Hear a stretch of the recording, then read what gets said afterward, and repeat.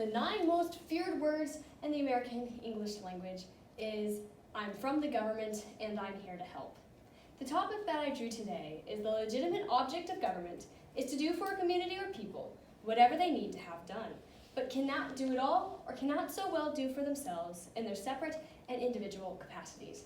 This is quite the long topic, so we're going to basically just dissect it today and go over what the main duty of government is, how it should respond to its citizens, and ultimately, what is self-government and how God positioned governments for our society.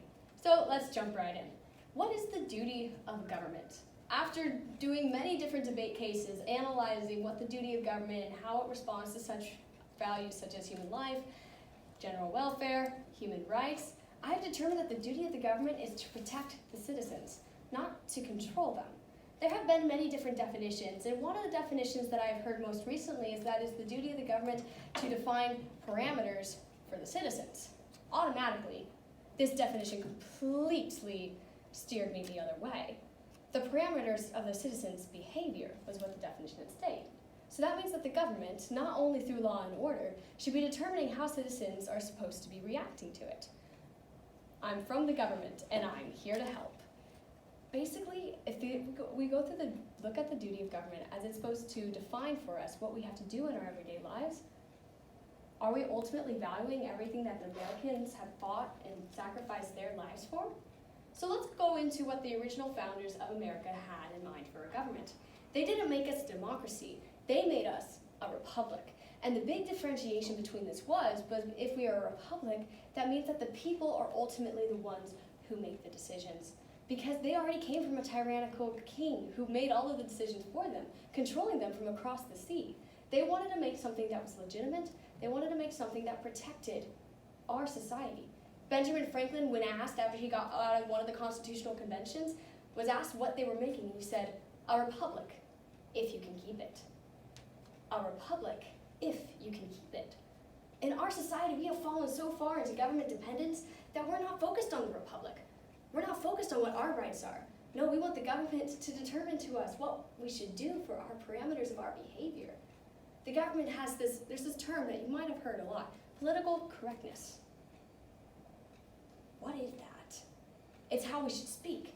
If we speak against their narrative, well, now cancel culture can determine not to allow us to continue to make Facebook posts, to continue to tweet, and do things on online media. They can cancel us so our voices don't get out.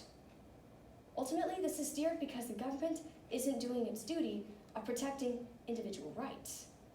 And those rights are determined in the many, many different amendments to the Constitution. The right to the freedom of speech is very important, and the government is not protecting that in our day and age today.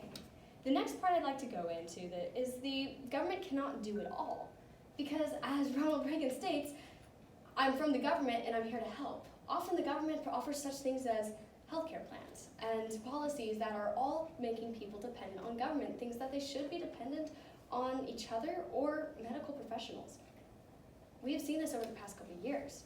See, the government is reaching into every single aspect of our lives, the way gas prices are done, the way healthcare should be involved in, the way we should think about celebrities and different aspects of this. The government is almost entirely in control. Why is this dangerous? Because as Americans, we value our right to freedom. And as the future generations get so indoctrinated into the idea that the government should give them healthcare, then they're not going to know the freedom that they had 50 years ago, because it has changed so drastically. But what does God say about the government? In Romans, it states, "Subject to your governing authority, for there is no institution except that which God has ordained." Because ultimately, since God is in control, government is placed there because God allowed it to be there. So even though we might not agree with the specific president, he's still there because God allows him to be there. So what is our duty? Well, as citizens, I believe it's our duty to constantly be aware of the surrounding of this government. Because if we don't hold the government accountable, we shouldn't be fighting against the government. We should steer them in the right direction, because we were made as a republic. We need to grab hold of our freedoms because it's the government's duty to protect those freedoms. And no, we should not disobey our governing authorities. But we should pick governing authorities that honor what God wants for our lives.